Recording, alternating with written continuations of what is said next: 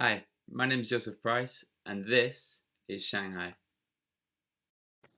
Shanghai, which literally translates to on the sea, is located on the mouth of the Yangtze River in the east of China. Shanghai is the most populous city proper in the world and home to 24 million residents, a whopping 9 million of which are internal migrants who came from neighboring provinces to get a bite of Shanghai's thriving economy. Despite young blood pumping into Shanghai looking for work, Shanghai's population is aging. In 2015, Shanghai's registered over 60 residents made up 30% of the population, a 5% increase on 2014. A huge 2.5 million, or 11% of Shanghai's residents, live in rural areas surrounding the main city.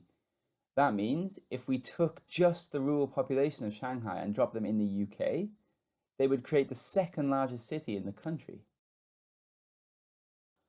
Shanghai built its wealth on manufacturing and trade, but it's shifting away from its industrial history towards the service and financial markets, and is now the financial center of mainland China and one of Asia's most important financial hubs. The skyline next to the famous Oriental Pearl Tower is dominated by skyscrapers built to hold the booming financial sector, including the second tallest building in the world. On the eastern side of the Huangpu River sits the Pudong area of Shanghai, which was almost entirely farmland just 25 years ago, but remarkably is now home to millions of residents living in high-rise apartment buildings. Shanghai experiences a subtropical monsoon climate with very hot summers. The precipitation peaks at 198 millimeters in June, and the summer reaches its hottest 32 degrees C a month later in July. In winter, temperatures fall to 1 degree C in January, and precipitation reaches an annual minimum of 29 millimeters in December.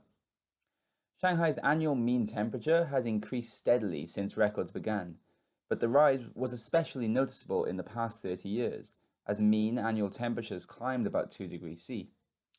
This rise in temperature also corresponds to Shanghai's rapid growth, and the heat island effect has been shown to be a partial cause of this increase.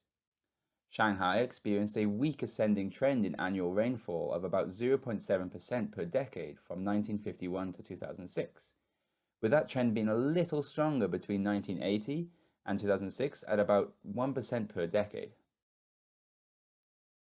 The east coast of China is no stranger to typhoons, with 5 hitting its coast since May this year, including 3 in the strongest category 5 on the Saffir-Simpson hurricane wind scale. Fortunately, typhoons generally make landfall further south in Zhejiang province, limiting their impact on Shanghai. The strongest typhoon to come ashore near Shanghai in the last 35 years was Chanhom in July 2015, which led to the evacuation of Shanghai residents, strong winds, and heavy rainfall, resulting in flooding in many areas. In the Shanghai agricultural district of Nanhui, approximately 20% of peach crops and 40% of pear crops were lost as a result of Chanhom. Shanghai is also prone to heat waves. During a heat wave in 2013, Shanghai recorded its hottest summer in 140 years, beating its all-time temperature record 3 times. The heat wave caused at least 10 deaths due to heat stroke, mainly among the elderly population. Crops withered under the intense heat in the agricultural Jinshan district in East Shanghai, and officials resorted to cloud seeding techniques to revitalize parched crops across the country. Temperatures across Asia are projected to increase under all RCP scenarios in the IPCC's fifth assessment report. Under the low emission RCP 2.6 scenario, by the mid 21st century, the majority of Southeast Asia is projected to warm by up to 1 degree centigrade from the 20th century baseline. Central, East, and West Asia are projected to be a little warmer under the same scenario, with a projected increase of 1.5 degrees C from the baseline for the most part. However, temperatures at higher latitudes in North Asia are projected to increase by as much as 3.5 degrees C. Warming in Asia is considerably more severe under the high emission RCP 8.5 scenario. Under RCP 8.5, Southeast Asia is projected to warm by up to 2 degrees C, and between 2.5 and 3.5 degrees C in Central, East, and West Asia. North Asia again has the highest projected increase, with a 4 degrees increase from the 20th century baseline. Taking a closer look at Shanghai, under the RCP 2.6 scenario, annual temperatures are projected to increase by about 1.5 degrees C by the mid 21st century and remain at that level until the end of the century. Under the RCP 8.5 scenario, however, the average annual temperature in Shanghai is projected to increase by about 3 degrees centigrade by the mid 21st century, much higher than the global average of about 1.75. In Asia as a whole, it is likely that precipitation will increase at higher latitudes under the RCP 2.6 scenario, and very likely under the RCP 8.5. However, Shanghai, like most of Asia, is at lower latitude and is likely to experience little to no change in precipitation from natural variability under both the RCP 2.6 and 8.5 scenarios by the mid 21st century. Despite a large increase in precipitation in Shanghai being unlikely, the type of rainfall is projected to change. Data from the Shanghai Bureau of Meteorology shows that the contribution of torrential rainfall to total precipitation has increased. The IPCC also projects that the frequency and intensity of storms in this region will likely increase with climate change. Arguably, Shanghai's largest vulnerability is water. The projected rise in tropical storms, rise in torrential rainfall, and rising sea levels, compounded by Shanghai's low-lying topography, is likely to test Shanghai's resilience to the extreme. The Huangpu River, which splits the city in two, is vulnerable to storm surges, which will likely become more frequent and severe with projected climate change. Surrounding the river is the wealthiest and most densely populated area of Shanghai, home to the economically significant financial district. Due to the river's proximity to key areas in Shanghai, it has a very high flood wall to protect residents and businesses nearby, demonstrating that the area's relative wealth increases its adaptive capacity, thus decreasing its vulnerability. The remaining agricultural area of Shanghai has been pushed towards the outer boundaries of the city, making it even more vulnerable to rising sea levels and storms due to its proximity to the coast and low, flat topography. Flooding from previous typhoons in the agricultural area has already caused severe crop losses.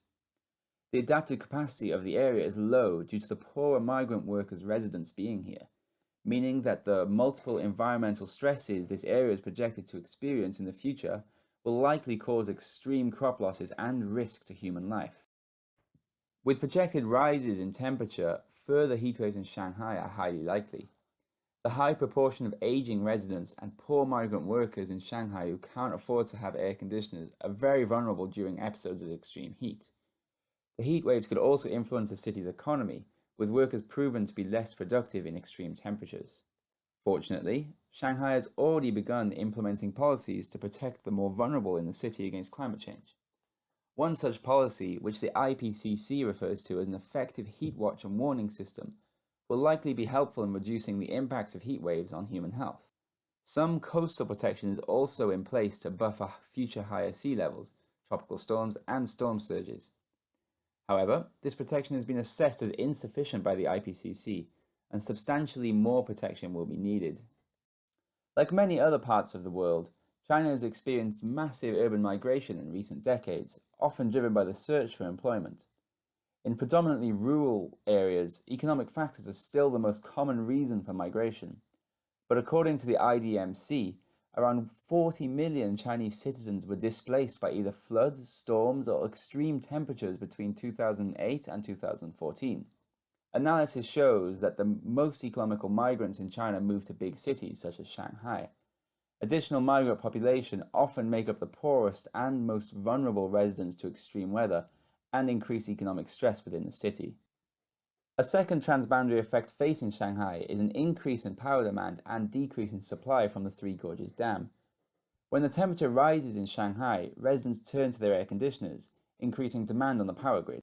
This extra demand often coincides with a decreased supply due to drought conditions near the dam, such as the Hubei drought in 2011, which caused the water level at the dam to drop below the level required for full efficiency. With droughts projected to increase, the Three Gorges Dam may become an unreliable source of power for Shanghai in the future. In conclusion, Shanghai has an enormous population, with a large proportion of it being vulnerable to extreme temperature or weather events.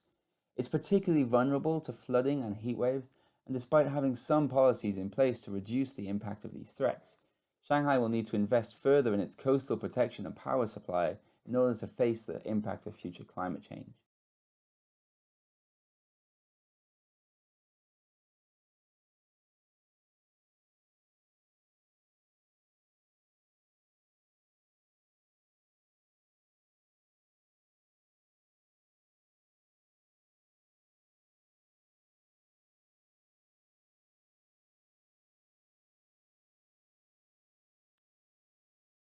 Hi, my name is Joseph Price, and this is Shanghai.